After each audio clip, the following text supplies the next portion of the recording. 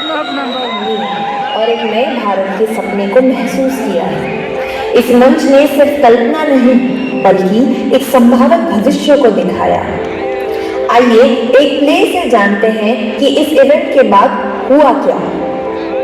जिंदगी हर किसी को एक फैसला लेने का मौका देती है। आज हम देखेंगे एक ही जिंदगी, दो अलग रास्ते। दोनों ने एक फैसला लिया, फर्क बस इतना था कि एक ने आरसीएम अभियान को चुना और एक ने नहीं। प्रोग्राम के खत्म होने के कुछ समय बाद दो दोस्त जनहित और ऋषु अपनी लाइफ का सबसे इंपॉर्टेंट डिसीजन करते हैं। आज का प्रोग्राम बहुत शानदार रहा। मैं एक नई ऊर्जा और एक नया विश्वास लेके स्टेडियम से निकला। मैं देख पाया कि किस तरह आरसीएम से सुनहरा मौका और कोई नहीं हो सकता। मैं आज से सीरियसली आरसीएम अभियान को पार्ट टाइम बिल्ड करूंगा। तुम्हारा क्या ख्याल है? हाँ भाई, इवेंट तो बढ़िया था, पर ये सब मेरे बस का नहीं है यार, मुझसे नहीं हो पाएगा। आजकल कोई नहीं सुनता यार ये सब बातें। मुझे तो नौकरी ही सही लगती है, मुझे नहीं पढ़ना इन सब चक्करों में। कभी कभी एक इवेंट सिर्फ एक दिन नहीं होता, एक नई सोच, एक नई जिंदगी की शुरुआत होता है। जब एक फैसला आपको बदलने लगता है और दूसरा उसी जगह थमे रखता है। एक हफ्ते बाद ऋषु जनहित के मजे लेने के लिए कॉल करता है। और भाई जोश मशीन, इवेंट की खुमारी उतरी की नहीं? भाई इवेंट की खुमारी तो उस दिन उतरेगी जिस दिन नेक्स्ट जनरेशन के प्रोग्राम की स्टेज के ऊपर मेरा बेटा या मेरी बेटी खड़े होंगे।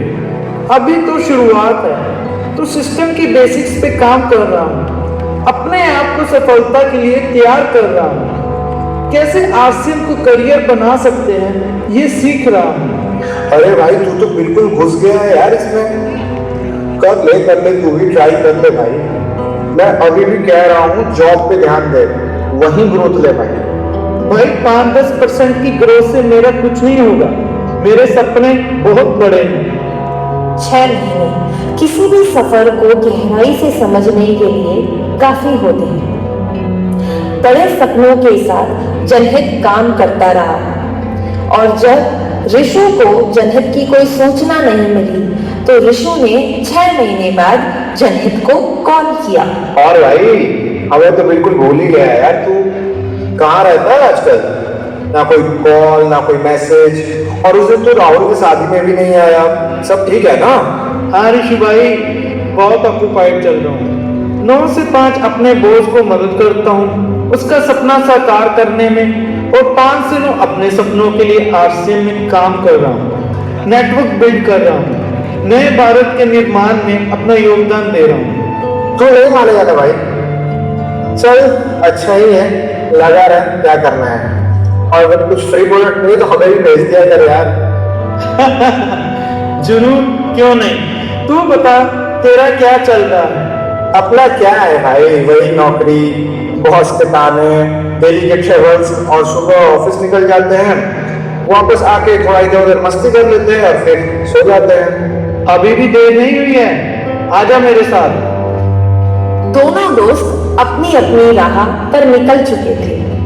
जिंदगी की वस्ताओं के चलते हुए बात कम हो गई।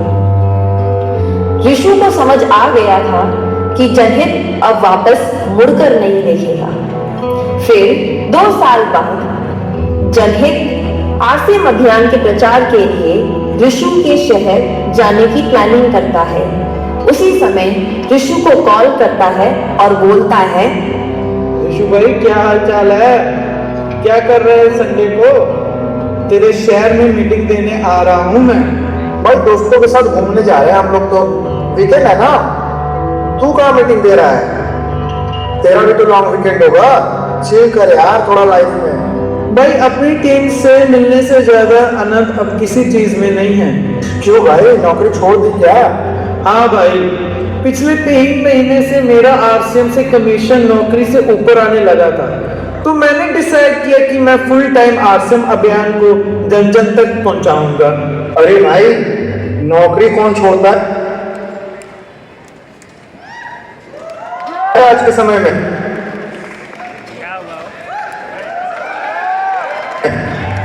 इतना रिस्क मत ले यार। चल ठीक है।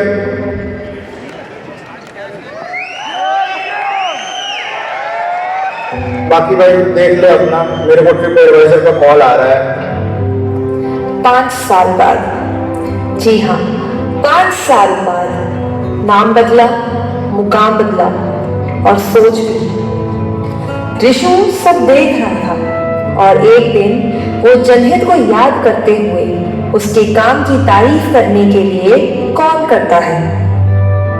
हेलो, और कैसे हो जनहित भाई? कल इंस्टाग्राम पे तुम्हारा पोस्ट देखा मैंने, 25,000 लोगों के सामने ट्रॉफी लेते हुए और उनको संबोधित करते हुए। हाँ भाई, आरसीएम की एनिवर्सरी का प्रोग्राम था। मैंने आरसीएम में अमराज लेवल अचीव कर लिया है और एक छोटा सा घर भी लिया है पूरे परिवार के लिए।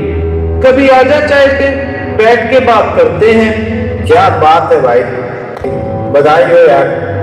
यार मेरे मकान मालिक ने तो रेंट बढ़ा दिया है, वैसे तो हैंडल ही नहीं हो रहा है यार ये सब। वैसे ऐसा क्या वैसे ऐसा क्या हो गया एकदम से भाई, तुमने नया घर ले लिया? एकदम से नहीं भाई, 5 साल की कड़ी मेहनत का परिणाम है कि आज काम करने का तरीका मेरा है।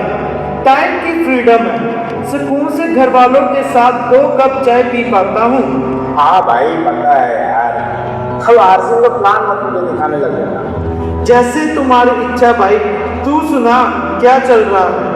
प्रमोशन तो मेरा भी हुआ है यार इन 5 सालों में, लेकिन पैसे के साथ साथ खर्च भी बढ़ते जा रहा है यार। अब बेटा धीरे धीरे बड़ा हो रहा है, कुछ सालों में वो भी कमाने लगेगा, तब जाके लाइफ में थोड़ा एंजॉय आएगा भाई, तब शायद थोड़ा सुकून आए जीवन में। चल भाई, मुझे कॉल रखना पड़ेगा, फॉरेन ट्रिप की प्लानिंग करनी है एक। 7 साल, जी हाँ 7 साल बीत चुके थे। ऋषु की लाइफ में बहुत सारे अप्स एंड डाउन्स आए, पर सबसे बड़ा डाउनफॉल तब आया जब उसे पता चला कि अब उसका प्रिय मित्र जनहित इस दुनिया में नहीं रहा। कहीं ना कहीं जब वो जनहित की लाइफ की तरफ देखता था, उसकी सक्सेस देखता था, तो उसे अपने 7 साल पहले लिए गए निर्णय को सोचता रहता था। फिर एक दिन जब अपनी भावनाएं व्यक्त करने के लिए जनहित के घर पे कॉल करता है, तो उसका बच्चा यश फोन उठाता है। आए देखें कि इन दोनों के बीच में क्या बातचीत हुई। नमस्ते बेटा, माफ करना उस वक्त मेरा तुम्हारे साथ रहना पॉसिबल नहीं था।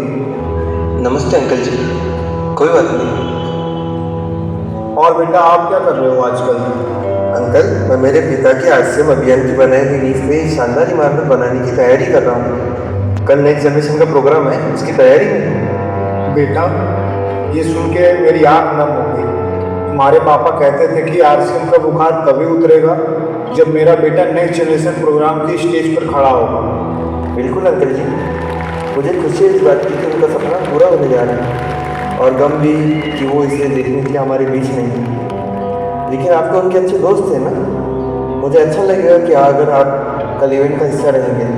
पता है बेटा, तुम्हारे पापा ने मुझे बहुत बार बुलाया था, लेकिन मैं नहीं गया। लेकिन आज मुझे एहसास हो रहा है कि मैंने कितनी बड़ी गलती कर दी। बेटा इस बार मैं जरूर आऊँगा। ऋषु इस बार आरसीएम के नेक्स्ट जनरेशन प्रोग्राम को एक नई सोच और एक नई उम्मीद के साथ अटेंड करता है। यश भी उसके साथ जाता है और आरसीएम के नेक्स्ट जनरेशन इवेंट खत्म होने के 20 मिनट बाद आइए देखें इन दोनों के बीच में क्या बातचीत हुई। अंकल जी नमस्कार, आज का प्रोग्राम बहुत शानदार रहा। मैंने एक नई ऊर्जा और एक नया विश्वास लेकर स्टेडियम से निकला हूँ। आपको कैसा लगा? बेटा आज से 7 साल पहले मैंने एक गलती की थी, लेकिन अब उस गलती को मैं दोहराऊंगा नहीं। अभी से मैं आरसीएम अभियान को पूरे निष्ठा भाव के साथ बिल्ड करूँगा। कुछ कहानियाँ वक्त के साथ खत्म नहीं होती हैं, वो विरासत बन जाती है। आज एक सपना, एक सोच, एक जज्बा एक पिता से बेटे तक पहुंचा, और जो फैसला 7 साल पहले नहीं हो पाया था, वो आज नए इरादे के साथ एक नए सफर की शुरुआत बन गया। जिंदगी हमेशा एक मौका देती है, लेकिन जो उस मौके को पहचान ले वही बनता है एक मिसाल। आरसीएम सिर्फ एक मिशन नहीं, एक परिवार है, एक लेगेसी है। और जब एक दोस्त, एक पिता अपने सपने को अलग पीढ़ी के हाथों में देकर जाता है तो वो सपना अमर हो जाता है। नेक्स्ट जनरेशन अभियान सिर्फ कल की बात नहीं है, ये भारत के नए भविष्य की तस्वीर है। आज एक नई कहानी खत्म हुई है, लेकिन हजारों कहानियों की शुरुआत है। आप किस रास्ते पर जाएंगे, यह फैसला अब आपके हाथों में है।